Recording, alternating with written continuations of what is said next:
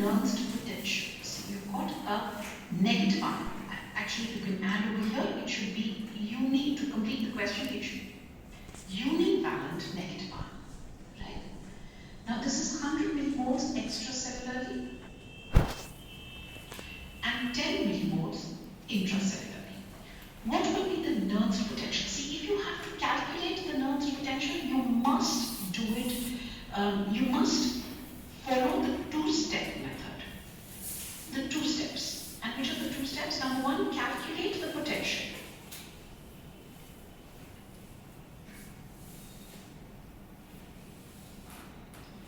Calculate the potential. What is going to be the calculate the potential? Equilibrium potential in millimoles is equal to 60 divided by Z log of C1 over C2. C1 is higher concentration and C2 is lower concentration. Right? What Z? Z is the valency. So I made you write that this is a univalent. So it becomes 60 divided by 1 log of 100 divided by 10.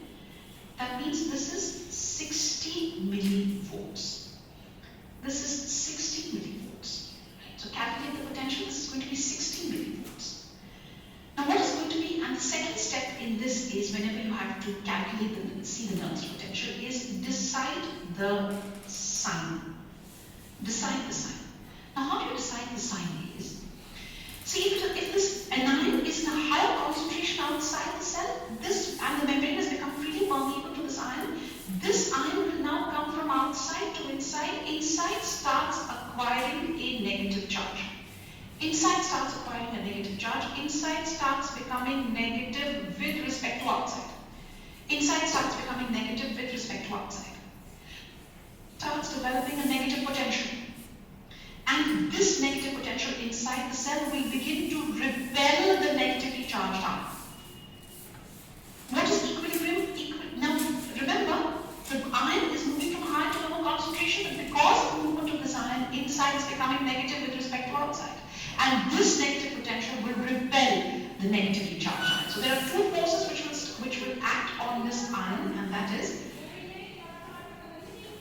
concentration gradient, which is causing the movement of the ion from outside to inside, and an electrical gradient, which will try to, this negative potential will try to repel it. When these two forces become equal and opposite, we call that equilibrium. And the potential inside the cell at that point is known as the equilibrium potential. So what is going to be the sign of this equilibrium potential? Positive, negative? Good.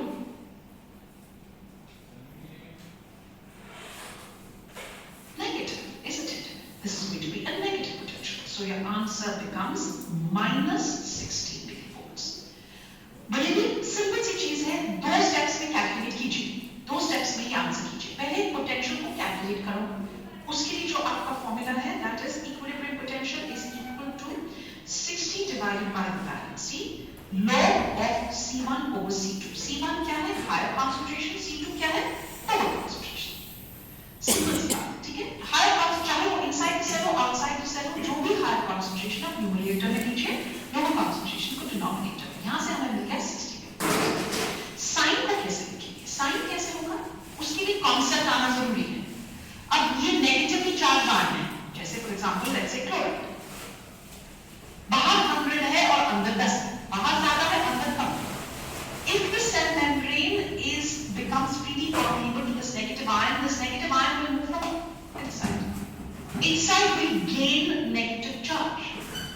Inside एक negative potential develop होने लगेगा. और वो negative potential इसको इस negatively charged chloride को repel करने लगेगा. एक पॉइंट ऐसा आएगा जहां इस negative ion की मूवमेंट रुकेगी, जिसे हम इक्विलिब्रियम कहेंगे. और जो उस समय का पोटेंशियल होगा सेल के अंदर with respect to outside will be known as the equilibrium potential, which will be a negative.